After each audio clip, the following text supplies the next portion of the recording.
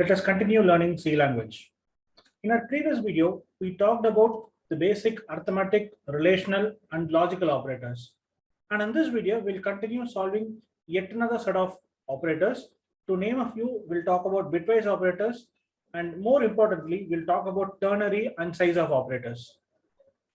Let's get started. Now, to know the first thing, what do you mean by bitwise operators? Bitwise operators are none other than operators which perform data or which perform operations on a binary level.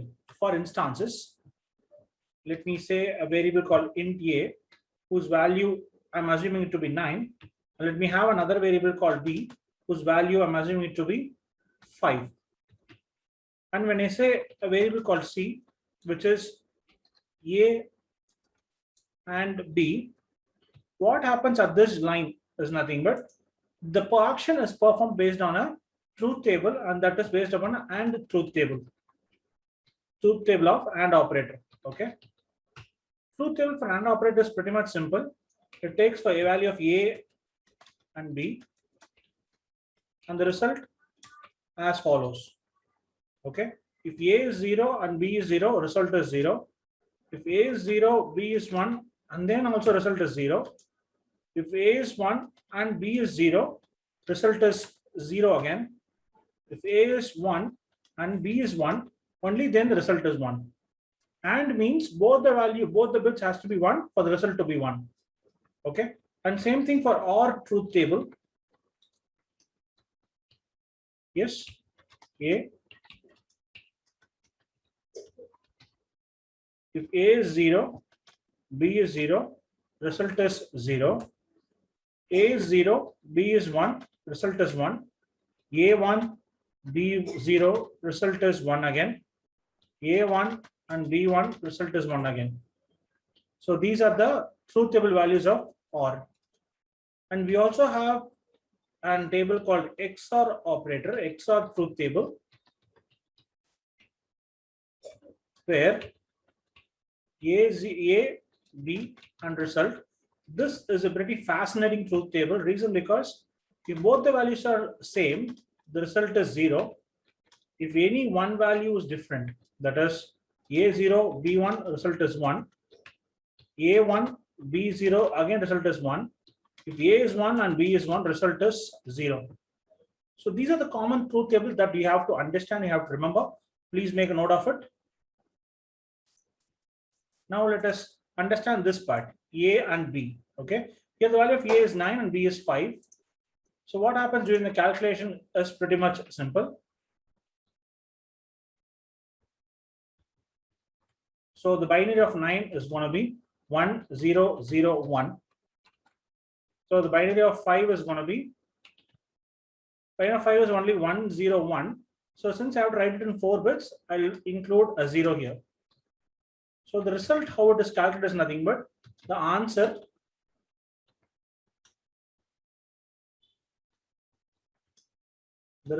is, if both the bits are 1, only then the answer is 1. So it is 0, 0, 0, 1, whose decimal equivalent is 1. Okay, and this is a result for AND operator. Okay, result for AND operator.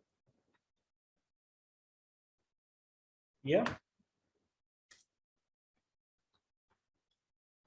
Let us do the same result for OR operator. OR is nothing but if any one is 1, the answer is 1, 1, 1, 0, 1, whose binary decimal equivalent is 13. For XOR operator, for which we'll use a cap symbol. Okay, if both are different, the answer is 1, 1, 0, 0, whose value is 12.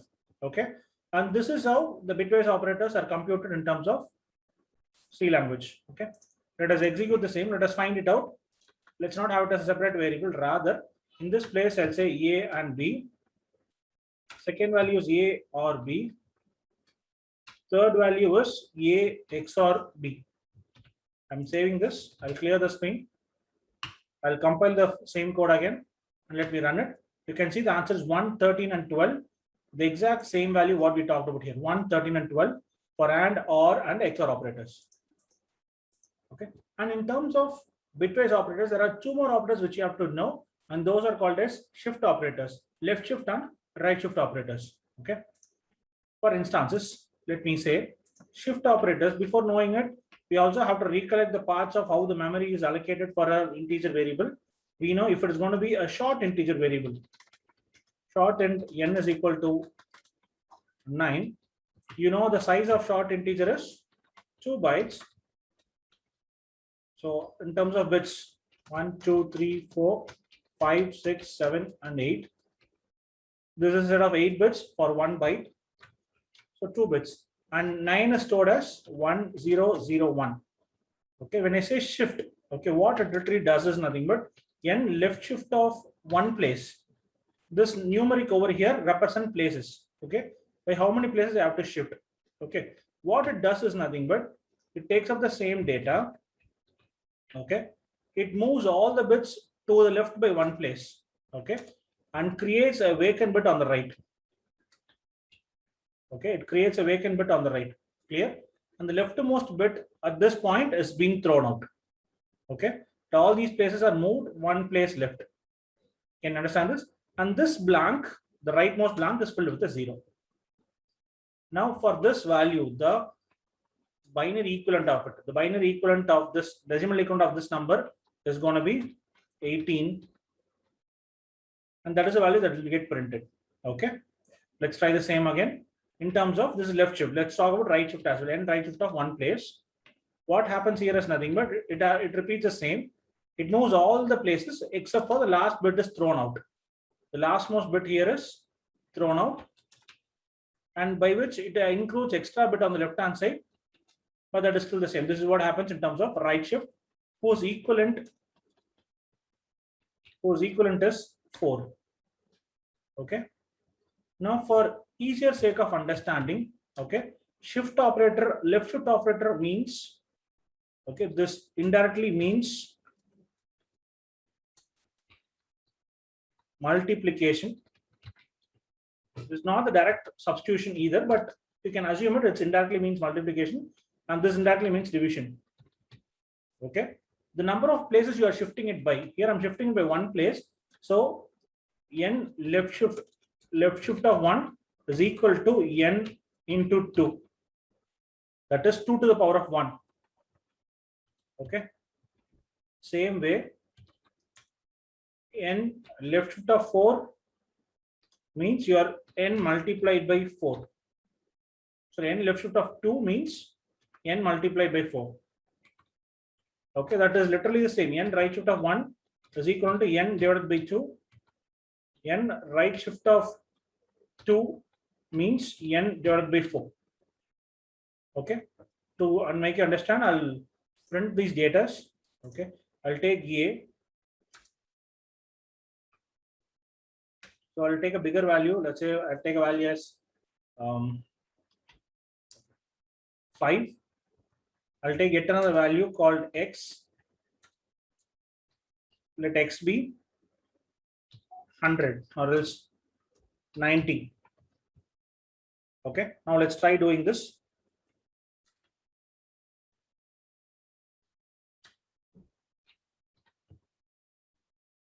So I'll print 4 values here.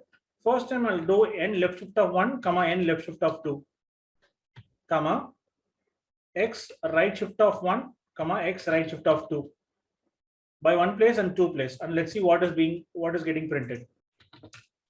Let's compile it. I'll run this up again. You could see 5 when I left shift by one place, it is multiplied by 2. When I left shift by 2 place, it is multiplied by 4. 5 into 4, 20. Okay, for 90 again, when I left shift by right shift by one place, it is divided by 2. When I right shift by 2 place, it is divided by 4. Okay, 90 by 4 it gives you 22, which is the quotient, and 2 is the remainder, but the remainder is eliminated. Okay, I hope this shift operators are clear, and please make a note of, please remember this part. The shift operators are literally equivalent to multiplication and division. If it is a left shift, that is equivalent to your multiplication, and if it is right shift, is equal to your division, and both things happens only in terms of powers of 2. Reason because we are dealing with binaries here. Hope you are very clear with the idea of bitwise operators. Let us also know about the other part of ternary operators. Ternary operators, it is a pretty much simple operator which is expressed as question mark and colon. Okay, and the format for it is you need an expression before the question mark. If this expression is true, you have two statements here. You call these as statement 1 colon statement 2 colon. Okay, fine. So this is the part. If the expression is true, statement 1 is being returned. If the expression is false, statement 2 is returned. So it is as simple as that. For instances, for you to understand, let me say, okay, let's have a common functionality to describe it. Let us have a character variable star result. Here I'll write an expression. I'll have an integer variable called int n, whose value is 5. N greater than 3, question mark. I'll have two expressions. Hello, hi. So this is of type string. So I'll say printf %s, comma, result, and ending with the return 0 statement. Now this functionality, okay, this n greater than 5 is true here. So result will be having a value of hello here. Okay, you can see hello is printed. If I say n greater than 10, then this condition becomes false. So it will print hi. So I hope you understood the part of how the ternary operator is evaluated here. Question mark and colon are the syntax for this ternary operator. And this is exactly the way we express it. Expression and question mark, you have a statement 1, colon, you have statement 2. And any of these parts can be empty except for the expression part. Statement 1 can be empty at times, or statement 2 can be empty at times, or even both can be empty at times, depends upon the scenario at which we are coding it. Hope we are very clear with this part of ternary operators. The next important part which you have to remember, which you have to study in terms of C language is nothing but the incrementation and decrementation operators. Now these incrementation and decrementation operators comes in two forms.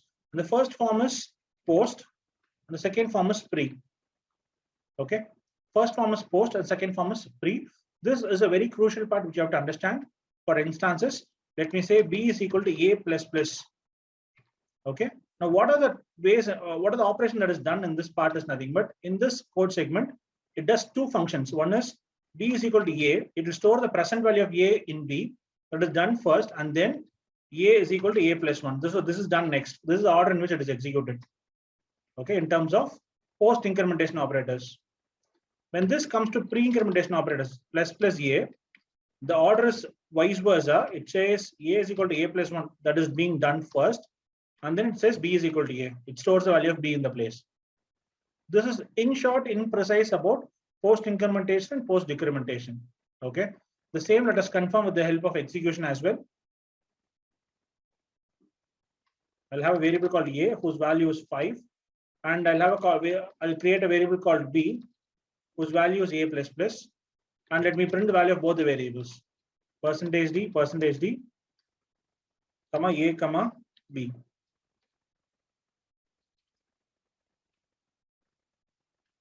You could see a value has been incremented to 6, but still b is only 5. Clear? I hope you remember the order in which the execution is happening here.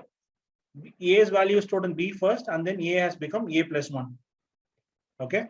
Now let's try the same vice versa case with plus plus a. Now both the value would be 6. Yes. I hope the part of incrementation and decrementation with the varieties of post incrementation, post decrementation, pre-incrementation, pre-decrementation is very clear. And that's all about operators. See you in the next video. Thank you.